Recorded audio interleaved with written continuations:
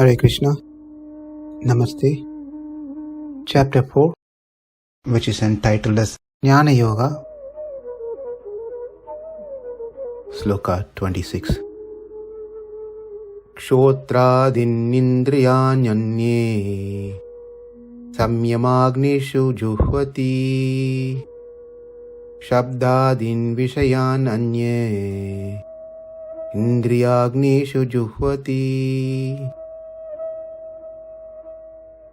We are in the section where Krishna is listing out various types of karma yogis.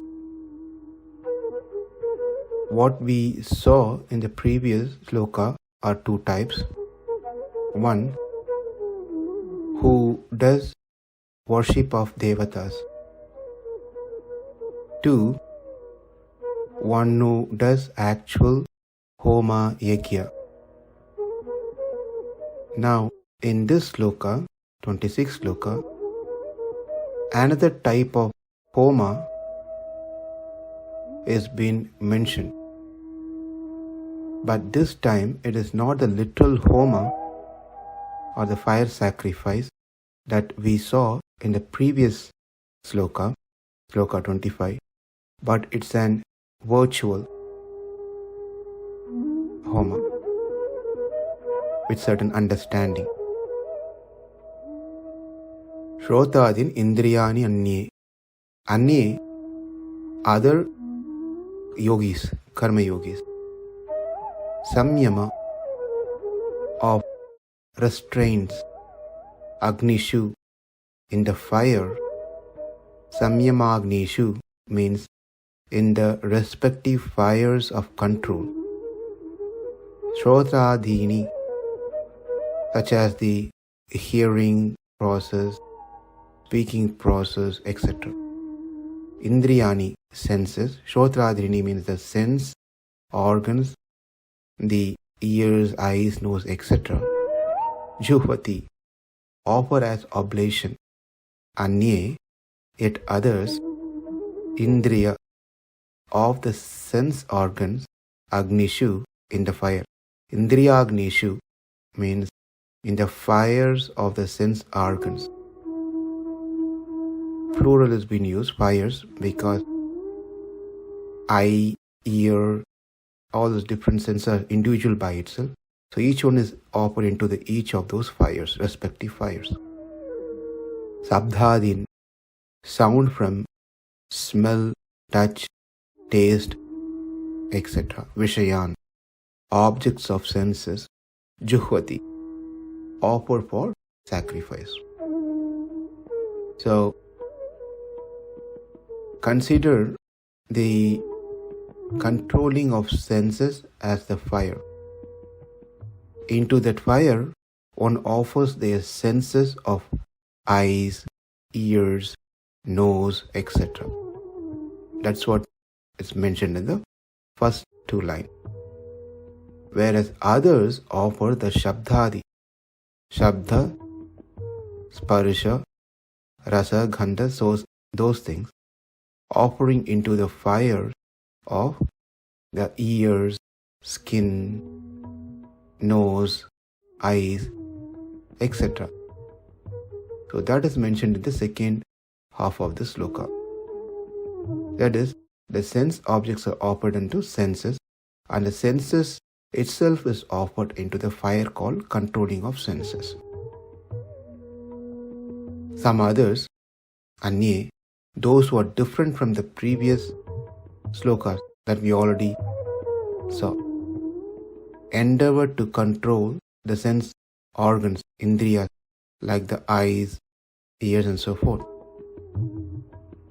Yet other yogis endeavor to get rid of the indriyas, of their attachment to the sense objects like sound, etc., forms. The fire of control of the senses means keeping the indriyas, eyes, ears away from any of such activities. So we should understand what's been told in this sloka is not that we literally do a fire sacrifice, we are imagining that certain things as a fire sacrifice, and we are putting something into this fire sacrifice, into that fire. So for considering the controlling of the senses itself as a fire, and what are we going to offer into the controlling of the senses? The senses of eyes, ears, nose, etc. So now second yogi is one who considers the ears, skins, all those things to be the fire, and what we are going to offer, what this person is going to offer into this is the respective things like hearing, touch, smelling, etc. into these senses. So that's what the sloka says. So the message here in the sloka is to control the senses, not to let it wander as they choose to do all the time. So the senses, eyes, nose, ears, tongue, the skin, are offered into the fire called controlling senses. Number 2, offering the form, sound, smell, taste and touch into the senses, that is eyes, ears, nose, tongue and skin. So we have to reverse this order and try to connect it. First one should offer the rupa, gandha, that is the form, sound, smell, taste and touch into the fire called senses, that is now the senses are eyes, ears, nose, tongue and skin. For example, we see something, a form, and that form is offered into the fire called eye. We hear some sound, and that sound is offered into the fire called ears. We smell something, and the smell is offered into the fire called nose, and so forth. And secondly, now the senses, which is eyes, ears, nose, tongue and etc., they themselves are offered into the fire called controlling of the senses. So controlling of the senses is considered to be another fire sacrifice, and now those senses are offered into this controlling of senses. These can very well apply to same person, same yogi, or can be two individual person, or it could be a gradual thing from one step to another step to another person, another step within the same person practices. Now when we say yogi, let's not start thinking it is someone else, not me. It is for us, because we are the one who's doing karma, the activities, daily, every moment.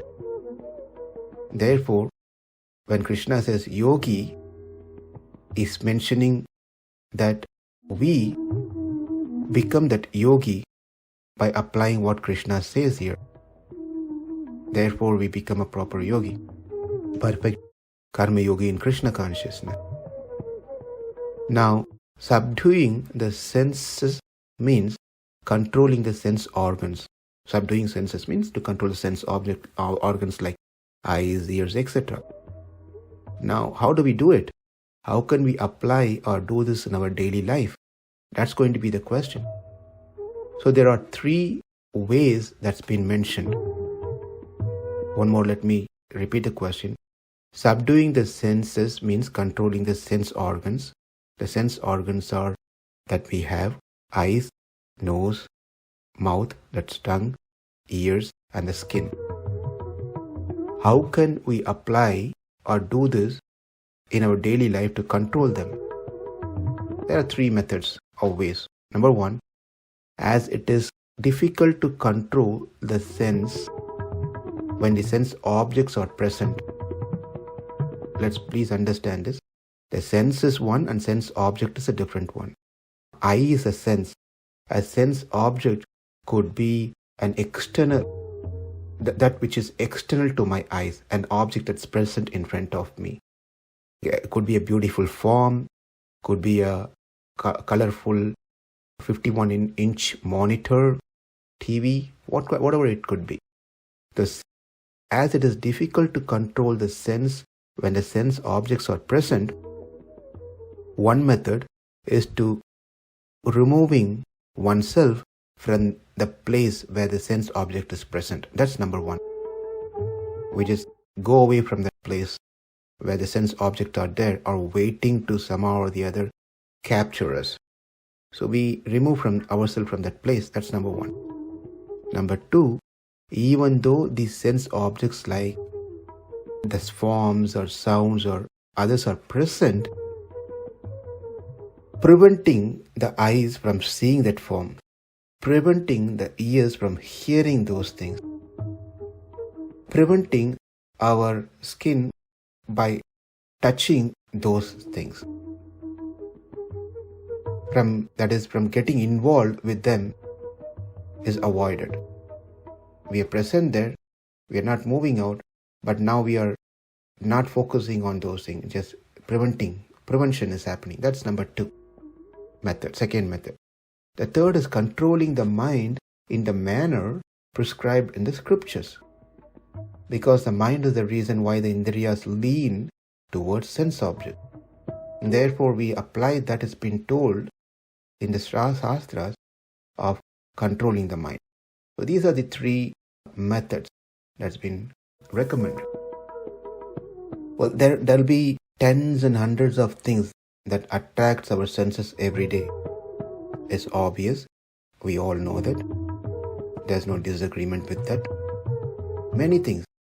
Now we need to filter them and pick that which is beneficial for us. There could be many things out there. When we say beneficial for us, beneficial for our Atma. For example, with the things that going around in the world right now, there could be hundreds of messages that we receive every 5 minutes, every minute, every day through so many social media. Many social media. Constantly message coming, videos are coming and audios are coming, posting of some things are coming. So we keep ourselves updated with the information that we need for that day from an authentic resource. But not to indulge too much just into that all the time. Rather, we use those time to hear, see, or speak more topics that will benefit me in long run. That is spiritual topics.